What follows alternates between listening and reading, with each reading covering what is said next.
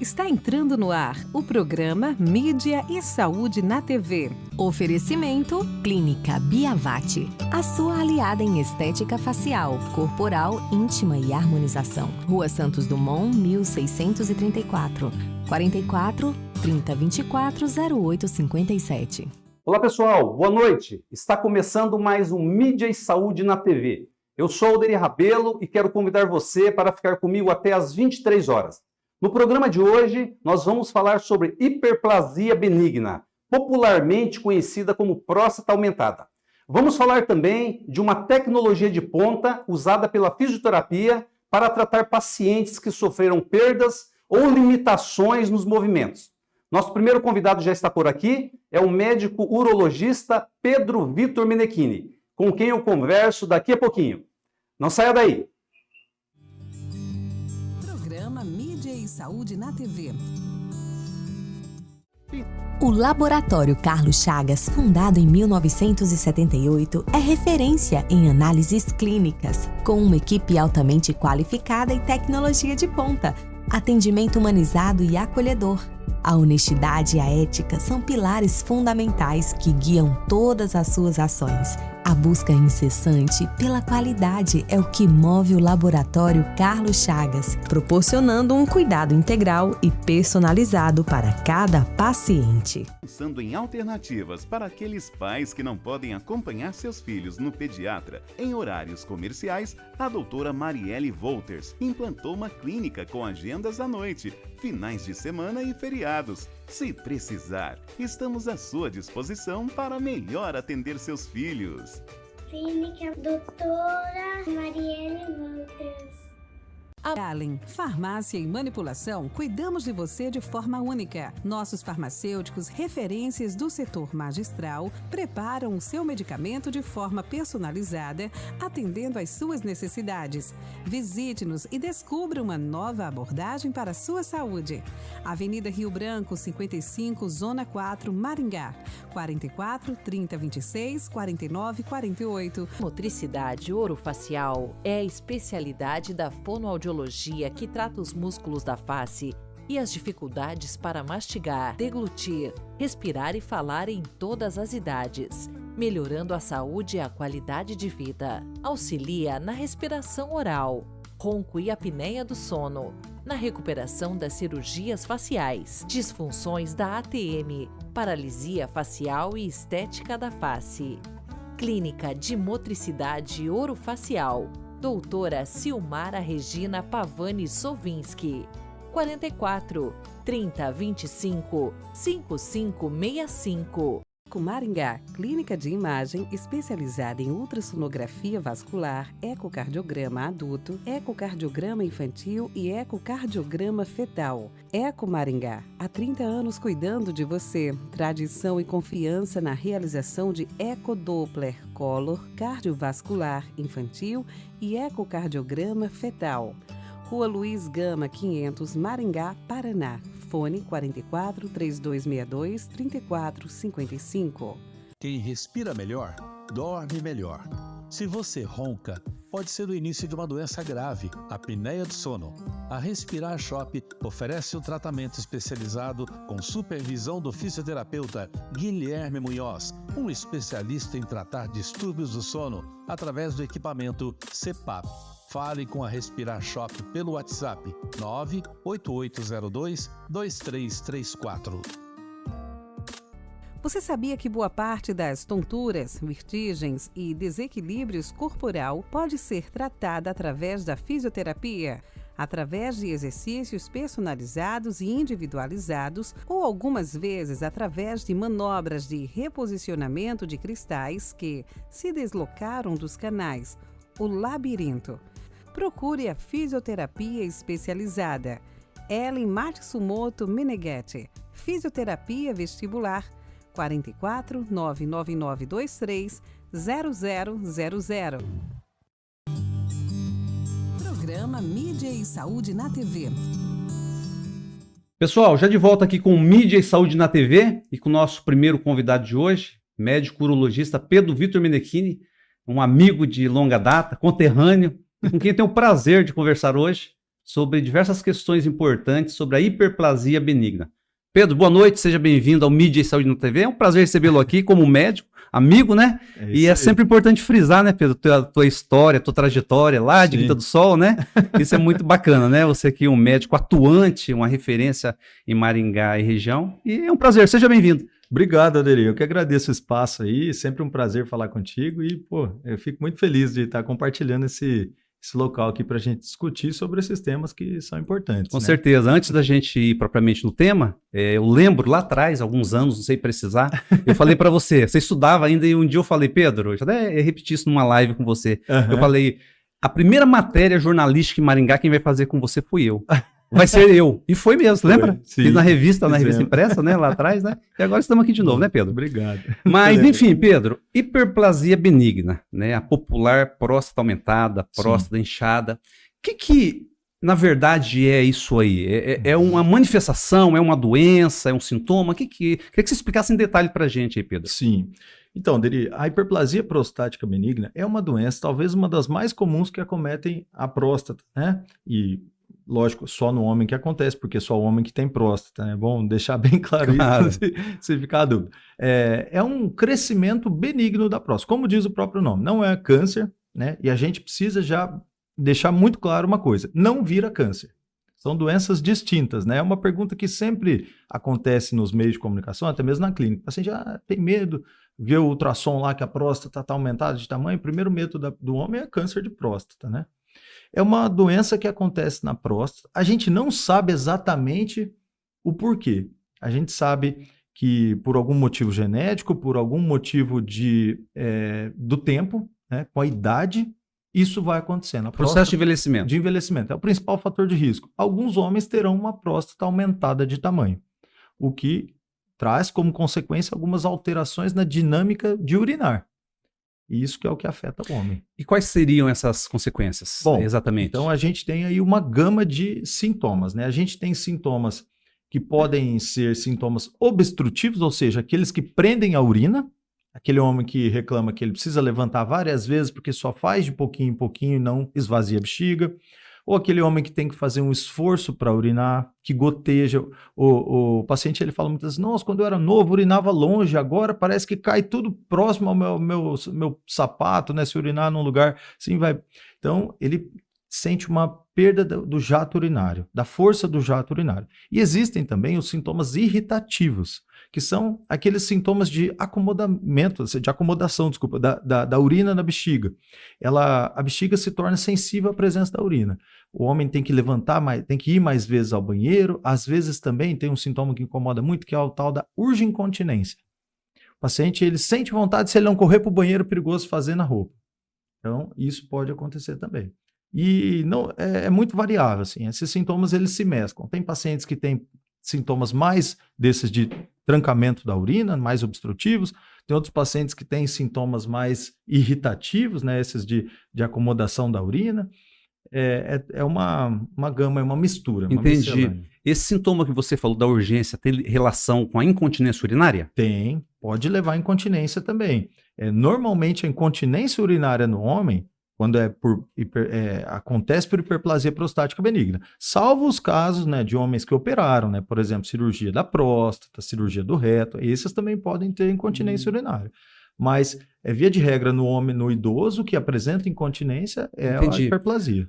Ô Pedro, além dessas manifestações, o aumento da próstata pode causar dor, ardência, coceira, enfim, outros sintomas fora essa questão do jato urinário. Outros sintomas que a gente vê, até que denotam, né, que significa uma doença mais avançada, a gente pode ter infecção urinária, formação de cálculos dentro da bexiga, né, que aí se torna uma pedra lá dentro da bexiga, o que vai incomodar muito mais para urinar, sangramento na urina.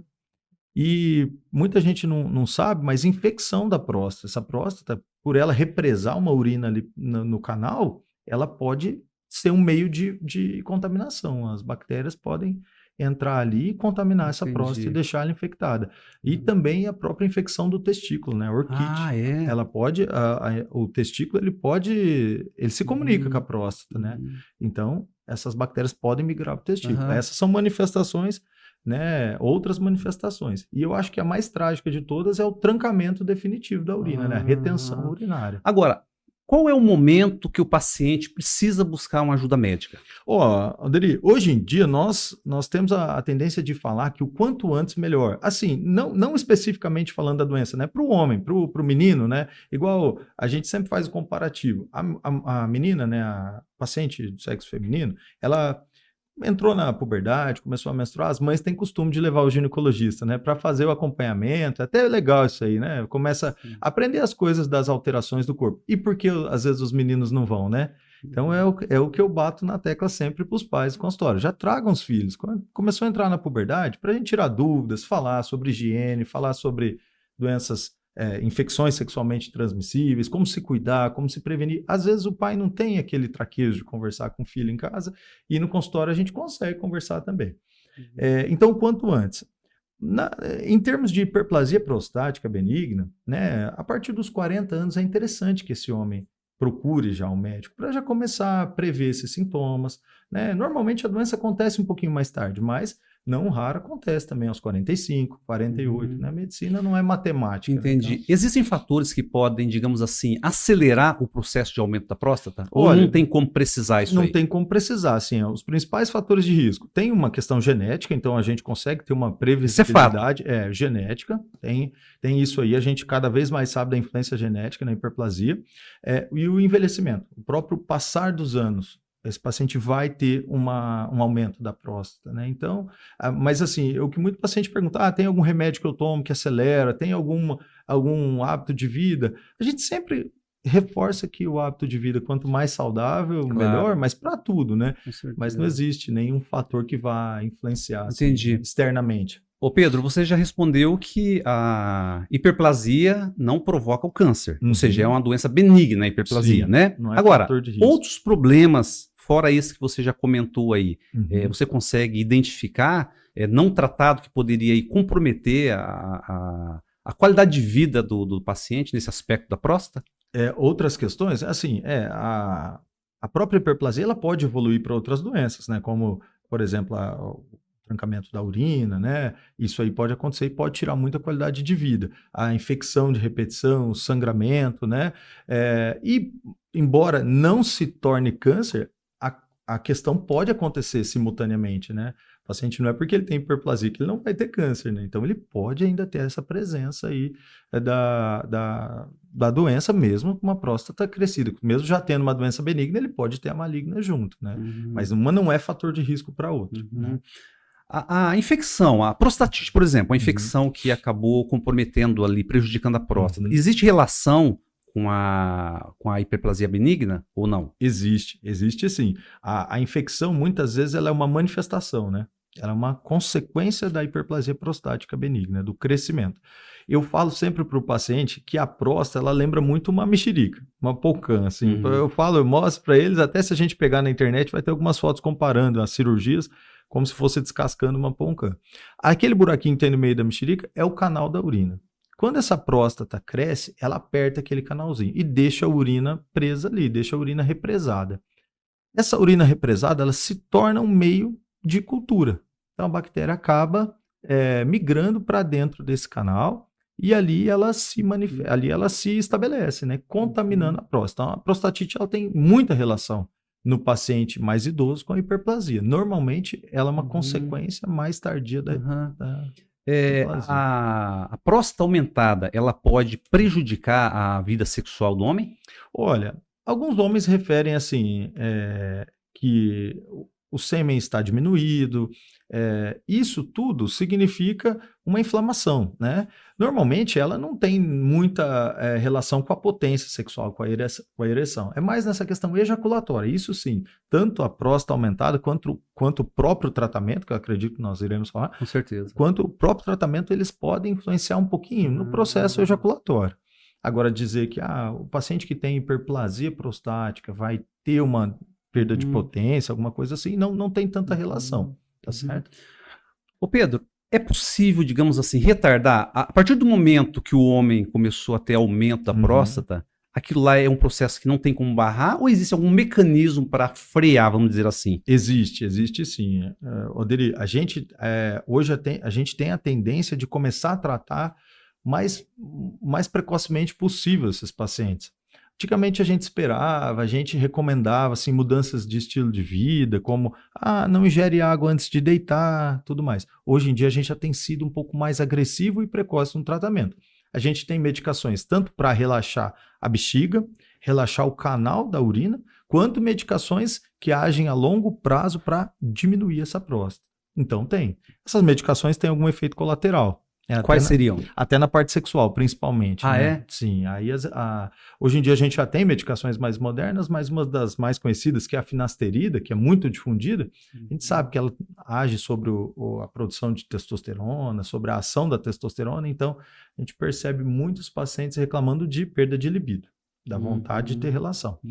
Aí a gente já tem uma medicação uma molécula mais moderna, que é a dutasterida, que ela parece ter menos efeito, mas ainda tem um pouco de efeito. Né? Então, como eu disse, o próprio tratamento aí influencia um pouco. Entendi. Existem casos que é necessário a intervenção cirúrgica? Tem que recorrer necessariamente à cirurgia para resolver o problema? Sim. Normalmente, Oderi, os casos mais graves.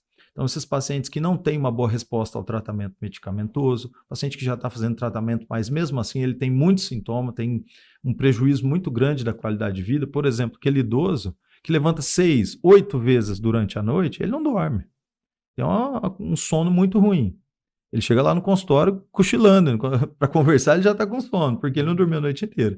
Então, esse paciente que tem sintomas mais graves, ou aquele paciente que teve uma retenção, trancou, precisou ir para o pronto-socorro passar uma sonda, ou ele está tendo muita infecção ou muito sangramento na urina, esse paciente a gente já tem que pensar em uma intervenção.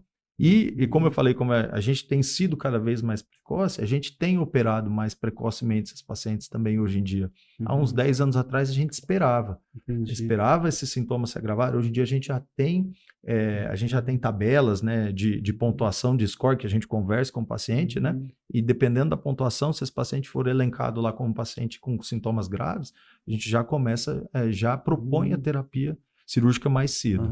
Agora, sinais, pode parecer repetitiva a minha pergunta, mas não é. Sinais que evidenciam que o paciente precisa recorrer aos medicamentos. Quais são? Você falou algumas coisas, Sim. né? Mas é basicamente aquele paciente que tem os sintomas assim, doutor, meu jato está muito fraco, eu vou urinar, fico gotejando, às vezes tem que me concentrar. Não elimina tudo? Não elimina tudo. A gente fala que tem o esvaziamento incompleto.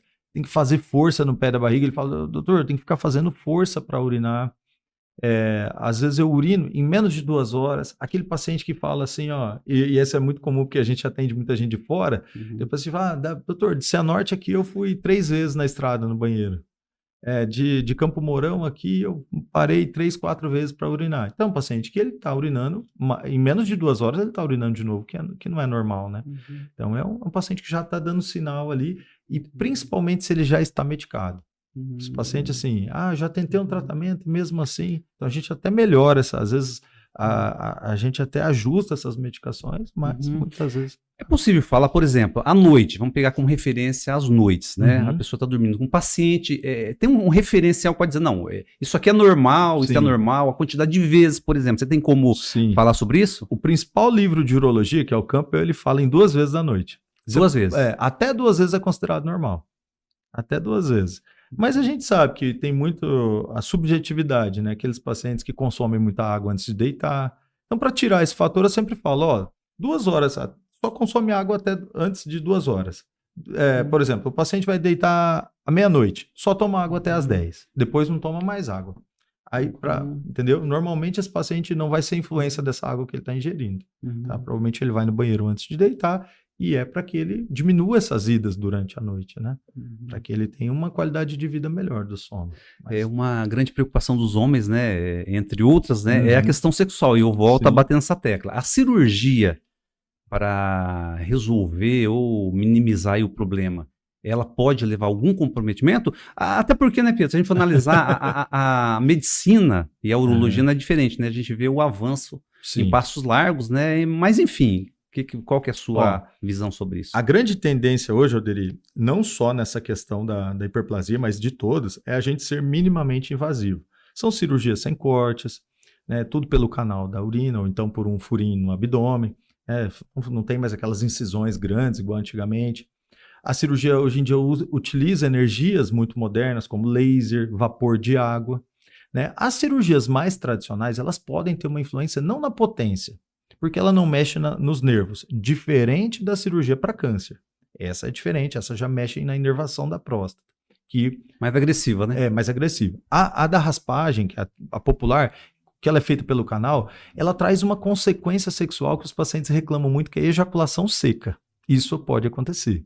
Porque quando a gente raspa lá o canal, a gente acaba inadvertidamente, né? Não é um erro médico, mas é uma consequência do processo, a gente raspa a região que se fecha quando o homem ejacula. Então aquele sêmen vai para dentro da bexiga. E aí o paciente chega lá na clínica e fala, mas a gente já avisa isso antes, né? E o paciente chega, doutor, realmente, eu estou ejaculando seco, não está saindo mais nada.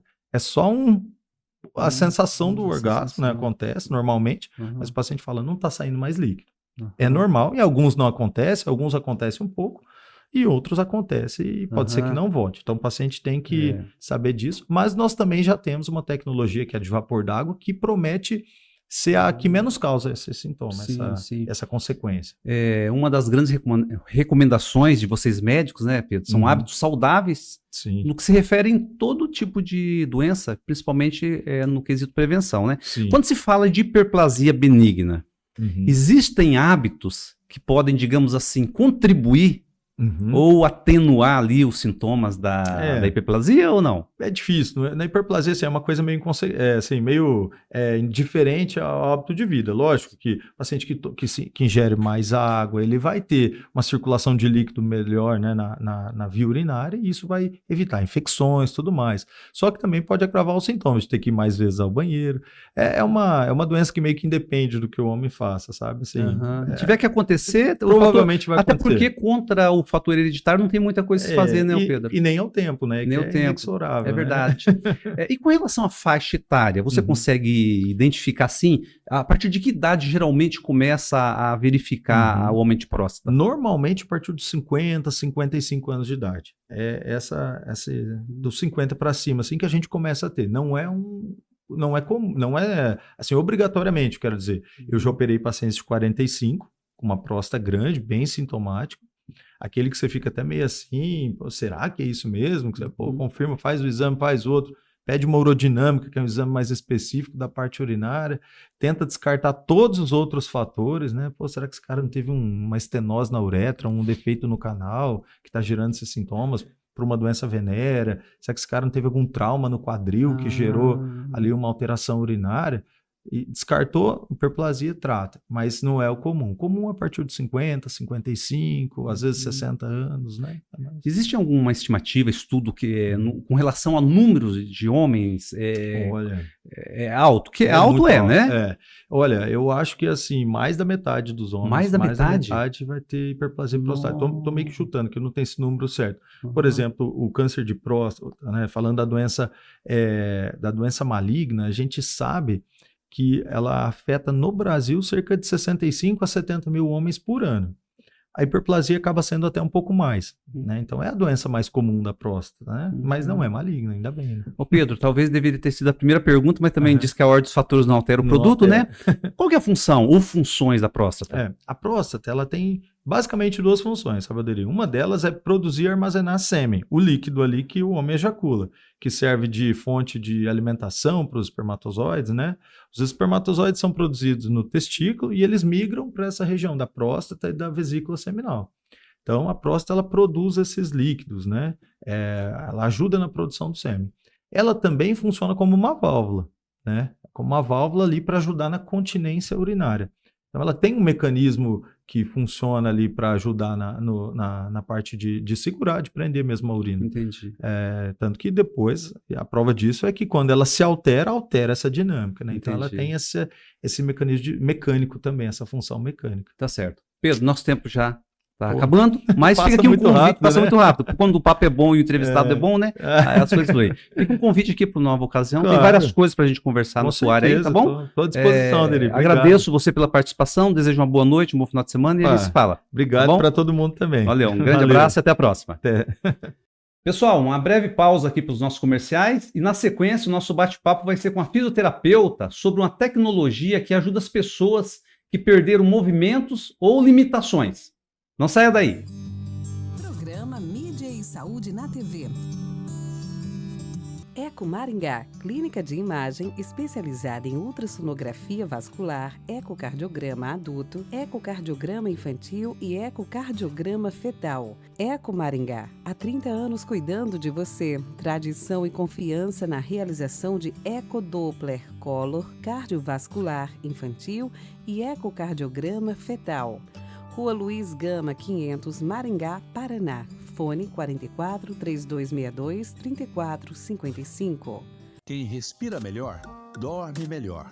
Se você ronca, pode ser o início de uma doença grave, a apneia do sono. A Respirar Shop oferece um tratamento especializado com supervisão do fisioterapeuta Guilherme Munhoz, um especialista em tratar distúrbios do sono através do equipamento CPAP. Fale com a Respirar Shop pelo WhatsApp 98802-2334. A Clínica de Podologia Silvia Ferreira, com a missão de proporcionar bem-estar, conforto, saúde, autoestima e felicidade ao seu paciente, oferece o melhor para você que procura um atendimento com excelência, segurança, ambiente aconchegante e climatizado, equipamentos e esterilização de alta tecnologia para garantir a segurança que você precisa. Serviço prestado com amor, transparência e responsabilidade para proporcionar um caminhar mais feliz. Clínica de Podologia Silvia Ferreira, 44 99774 5657, Rua Santos Dumont, 1976, Maringá. Você sabia que boa parte das tonturas, vertigens e desequilíbrios corporal pode ser tratada através da fisioterapia? Através de exercícios personalizados e individualizados ou algumas vezes através de manobras de reposicionamento de cristais que se deslocaram dos canais, o labirinto. Procure a fisioterapia especializada. Ellen Matsumoto Meneghetti, Fisioterapia Vestibular, 44 99923 0000. Pensando em alternativas para aqueles pais que não podem acompanhar seus filhos no pediatra em horários comerciais, a doutora Marielle Wolters implantou uma clínica com agendas à noite, finais de semana e feriados. Se precisar, estamos à sua disposição para melhor atender seus filhos. Clínica Doutora Marielle Wolters. Allen, farmácia e manipulação, cuidamos de você de forma única. Nossos farmacêuticos, referências do setor magistral, preparam o seu medicamento de forma personalizada, atendendo às suas necessidades. Visite-nos e descubra uma nova abordagem para a sua saúde. Avenida Rio Branco, 55, Zona 4, Maringá. 44 3026 4948. Programa Mídia e Saúde na TV. Pessoal, já de volta aqui com o nosso segundo bloco. Estou com a fisioterapeuta Elaine Cristina Donati e nós vamos falar sobre essas tecnologias ou recursos que existem aí que contribuem para as pessoas que perderam movimentos ou estão com limitação. E ela vai falar em detalhes para a gente agora sobre essas alternativas que existem para ajudar as pessoas. Elaine, boa noite, seja bem-vinda ao Mídia e Saúde na TV, é um prazer recebê-la aqui. Igualmente, obrigada. E eu queria que você falasse um pouquinho, Elaine, porque na verdade você é fisioterapeuta, né? Isso. E você atua num nicho específico, né, de pessoas que sofreram acidente, AVC, enfim, Parkinson, né? Como funciona o teu trabalho? Isso. A gente atende um público que teve uma lesão neurológica, desde acidente vascular cerebral, Parkinson, né? Que tem algum distúrbio, né? Alguma alteração da parte motora, sensorial, perceptual, né? E atendemos idosos também, porque a gente trabalha muito com treino de marcha. A gente chama hoje de treinamento locomotor, né? É um treinamento específico que a gente usa uma esteira com suspensão. A gente tem uma suspensão que é parcial de peso corporal, que a gente chama. E lá a gente consegue realizar tanto a marcha, né? Fazer o ciclo de marcha e trabalhar outras funções também, como a passagem de obstáculo, né? Descarga de peso.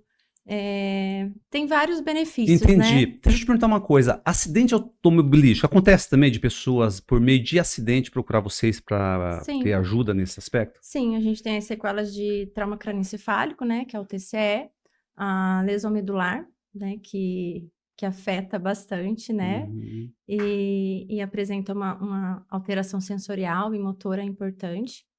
Então, a gente consegue, nessa esteira, proporcionar movimento, né? Aham. Conseguimos trabalhar um ciclo, né, trabalhar a marcha de forma passiva, mas a gente Uhum. consegue promover essa sensação, né, para o paciente com lesão medular. Entendi. Quando você fala lesão medular, ela tem vários níveis esse problema? Porque Isso. a pessoa pode ter digamos assim, uma perda parcial, são Isso, vários ela tipos, pode né? ser completa ou incompleta, né? Aham. E pode ter a paraplegia ou a tetraplegia, e dependendo do nível neurológico, né? Mas hoje a gente consegue colocar na nossa esteira, né, paciente com tetraplegia. A gente consegue colocar um nível mais alto Então, de quer dizer, lesão. você tem. Essa esteira não é reabilitar propriamente, ou depende do caso? Que Depende. Pode promover a reabilitação. Isso, vai promover a reabilitação, né? Uhum. Lógico que quando a gente fala de lesão medular incompleta, os benefícios são maiores do que a incompleta, né? Para a incompleta, a gente promove descarga de peso, para a questão óssea, né? Também problemas, as complicações, né? A gente consegue evitar algumas complicações que o paciente com lesão medular apresenta. No caso dessa descarga de peso mesmo, né? E a parte cardiovascular. A parte cardiovascular é super importante, porque geralmente o paciente com lesão medular, ele faz muitos problemas nesse sentido, né? Pode fazer uma trombose, a parte circulatória pulmonar, né? A parte pulmonar também, de cardiopulmonar, também acaba ficando fraca, né? Então, a gente promove um estímulo meio que aeróbico, né? Na verdade, aeróbico, né? Especificamente com relação aos AVCs, né? O derrame cerebral, né? Isso aí é mais que as pessoas sabem que as consequências podem ser muitas, né, o Elaine? Desde a questão, a visão, a fala, a locomoção, né? Como que vocês, quais são os critérios para avaliar e para sugerir? Porque você tem vários tratamentos ali na clínica, não é um só. Não, né? não Você é um pode, só. né? São vários, né? Sim. Tá. E daí como que você faz para sugerir o tratamento para determinados pacientes? Depende de uma avaliação específica, né? A gente faz a avaliação com o paciente e a gente vê os déficits que ele tem. Se ele precisa mais de treino de força muscular, se ele já pode iniciar um treino locomotor, né? Um treino de marcha, para a gente já tentar readequar, né, essa marcha, melhorar esse ciclo, né, de marcha. Então, depende da avaliação. Então, a gente pode incluir aí o Neuromotor Training System, que a gente também trabalha, que é uma terapia intensiva. É um programa, a gente fala que é um programa multimodal de atividade, né? Ela é baseada numa terapia que é dos Estados Unidos, que chama ABTs, Activity Based Therapy, que são terapias baseadas em atividades. Então, a gente trabalha de forma intensiva, de 2 a 3 horas com o paciente, né? E dentro dessa modalidade, a gente tem o treinamento locomotor, que a gente pode incluir nessas horas. A gente tem a parte de treino em solo mesmo, né?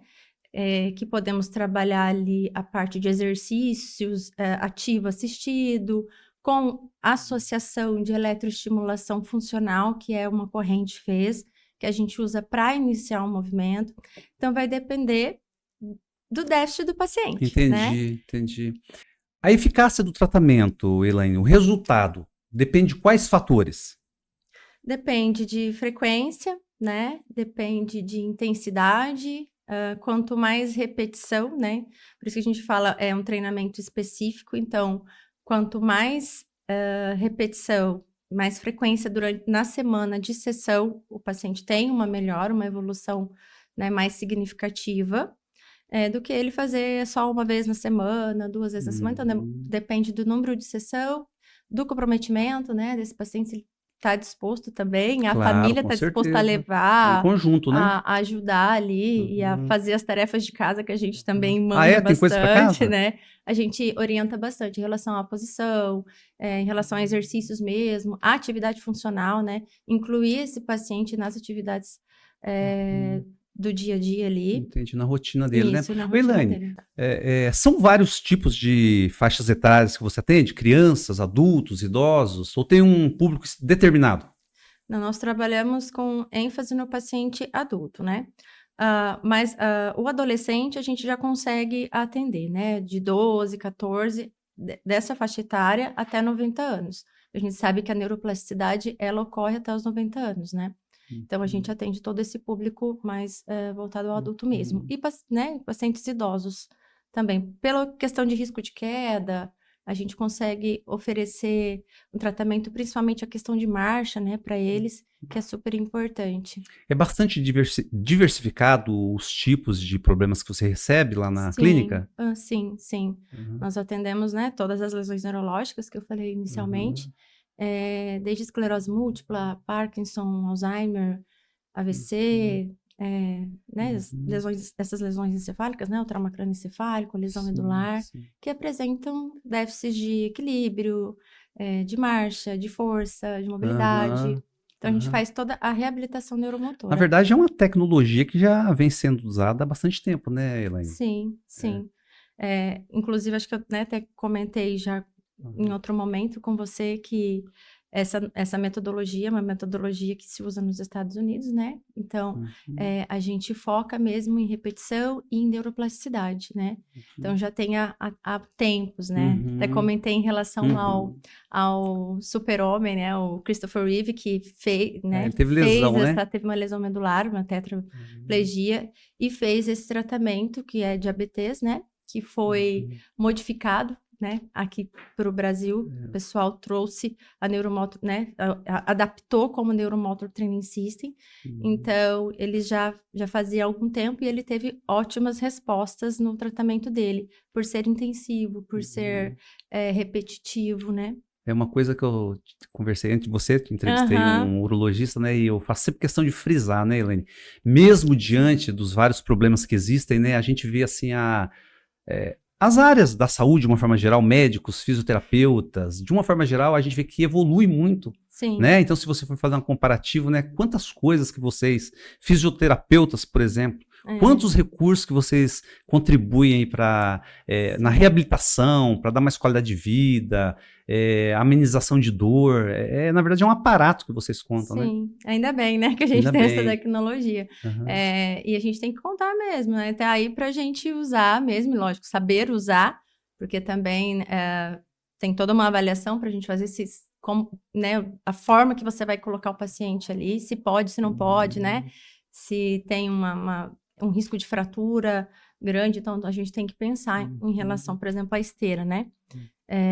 Mas é um estímulo, assim, ótimo. E o que te motivou a focar nessa alternativa, nesse recurso especificamente aí, nessa tecnologia de ponta aí? Quais foram as tuas aspirações? Eu acho que faltava isso mesmo, assim, né? Um equipamento que trouxesse um suporte legal e que a gente conseguisse colocar qualquer paciente ali, né? Porque a gente tem o colete, tem a suspensão, então isso também dá uma segurança para o paciente, né? É mais seguro, então ele acaba não tendo risco de queda ali. E isso ele não vai fazer no solo, né? Ele não vai fazer andando normalmente, né? Então, a esteira com a suspensão veio para somar aí mesmo. Eu sempre friso, né, que Maringá está muito bem representada pelos diversos profissionais que existem, qualificados. Sim. E os recursos, né? Eu sempre falo assim, não é só... na verdade, é um conjunto de fatores que vai levar a um bom resultado, né, Elaine? Eu acho que o olhar clínico, né, a percepção, a expertise profissional, né, o trato ali da qualificação, da experiência do profissional, mas também a questão instrumental, né, os equipamentos que existem, são muitos, né? Quantas coisas, né, que podem ser usadas em benefício das pessoas, né? Todo dia é uma coisa nova, né? Todo dia tá surgindo uma coisa nova. Mas acho que busquei esse lado aí mesmo pela paixão pela neurologia mesmo. Claro. Sempre gostei, sempre busquei ajudar mesmo. Aham. Eu acho que de tudo, o mais gratificante deve você acompanhar, né? Você ajudar as pessoas e perceber ali a evolução do tratamento, Sim, né, nossa, é Elaine? muito. A gente acaba recebendo alguns depoimentos, assim, que a gente se emociona, né? Uhum.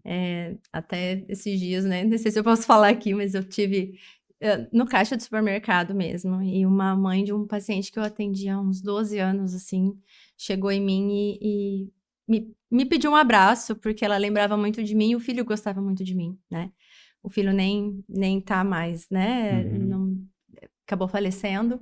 Então, assim, é gratificante quando a pessoa reconhece o seu trabalho Claro, com e certeza. poder ajudar, né? Eu acho que é muito gratificante Com isso. certeza. Dos problemas que você recebe na sua clínica, Elaine, o que lidera? Digamos assim, os 3 principais problemas lá de lesões que você atende?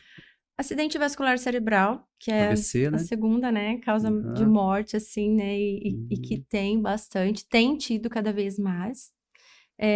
Doença de Parkinson, Parkinson. porque a gente consegue trabalhar bem legal com Parkinson, principalmente em relação a treinamento mesmo locomotor, a marcha, porque o paciente Parkinson, ele tem muito freezing, né? O que é isso? Freezing é um congelamento da marcha, ele anda e... Tremendo? Não, nem todo Parkinson treme, Ah, né? é? Porque a primeira referência que vem é Parkinson, é tremer. Nem todo Não? Parkinson Ah, é? treme. Olha. Não, então a gente tem os tipos de Parkinson, né? Isso dá até mais conversa ainda. Aham. E aí a gente consegue trabalhar específico a questão da passada, da velocidade, do aumento, né, desse passo, da cadência. É bem específico o trabalho de Parkinson que a gente faz lá na clínica também. Aham. E no caso do AVC, é diferente, né? Claro, o AVC, as manifestações são diferentes, né? Sim. Embora tenha uma questão neurológica, dos 2 casos, né? Sim, Tem sim. A gente vai reprogramar, né, essa marcha, vai trabalhar desde o ciclo da marcha, tanto isolado quanto em esteira mesmo. E é o que eu te falei, a suspensão permite essa segurança, porque muitas vezes eles negligenciam, né, o lado. Então, eles acabam esquecendo o lado plégico ou parético. Entendi. E a gente promove essa descarga, a gente faz esse paciente usar, porque é aquela coisa, né, a lei do uso e desuso. Se você não usa, você não melhora. Então, a gente foca bastante nesse treinamento também para paciente de AVC. Existe alguma restrição, alguma contraindicação, ou todo paciente que sofreu lesões, eles podem procurar e, tendo em vista, claro, melhorar, né, o quadro, evidentemente, né? Depende muito da avaliação, né? Do que ele tem. Se ele tiver algum tipo de complicação, por exemplo, para usar a esteira, no caso, se ele tiver uma gastro, né? Que é acaba se alimentando, Por né? sonda. Por sonda. E então a gente não consegue posicionar direito o colete, né? Então acaba apertando. Se ele tiver problemas no joelho, na articulação, né? Tiver dor. Então depende de tudo isso. Elaine, tem mais profissionais que atuam com você na clínica? Sim, tem outra profissional. Nós trabalhamos em 2, principalmente quando a gente faz treinamento com lesão medular. Então a gente atua junto. E ela faz um outro trabalho também, que é bem interessante, que é a parte de estimulação transcraniana por corrente contínua. E a gente associa muito o treino de marcha com esses pacientes junto com a eletroestimulação, né? Que é uma neuromodulação. Na verdade, é um trabalho conjunto. Ajuda a melhorar o resultado. Ajuda porque acaba proporcionando mais estímulos, né? E acaba melhorando a questão de sinapses mesmo e estimulando melhor esse paciente. Você atende paciente de Maringá e região, vem pessoas de todo quanto é lugar Maringá aqui, e região. né? Legal. Faz quanto tempo, Elaine, que você já atua aí Vai fazer 6 anos agora. 6 anos? Em agosto já. Bacana. Que legal. Elaine, nosso papo tá muito bom, tá quase terminando o nosso tempo, tá? Mas fica aqui um convite para um novo bate-papo. E com certeza tem muitas coisas, né, Elaine? Eu acho que os assuntos nunca se esgotam. Mesmo que se a gente frisar né, focar em um ponto só, com certeza tem muitas coisas aí. E o melhor de tudo é essa transmissão de conhecimento, de informações para ajudar as pessoas, né? Claro. Então, quem está do outro lado, um familiar, alguém que sofreu algum trauma, acidente, AVC, pode procurar você e com certeza. Terá um bom tratamento e melhoria. Essa é a grande questão, melhorar a qualidade de vida das pessoas, né? Exatamente, trazer mais funcionalidade, né, para esse paciente e retornar ele o mais rápido para a sociedade. Tá certo. Elaine, foi muito bom conversar com você, tá? Espero encontrá-la aqui novamente, tá bom? Obrigada. Desejo uma boa noite e até uma próxima ocasião. Obrigada, boa noite. Até mais. Até. Pessoal, Mídia e Saúde na TV está terminando por aqui, mas nos encontramos na terça que vem. Não deixe de acessar nossas redes sociais e se inscrever no canal Mídia e Saúde na TV. Um forte abraço e até terça.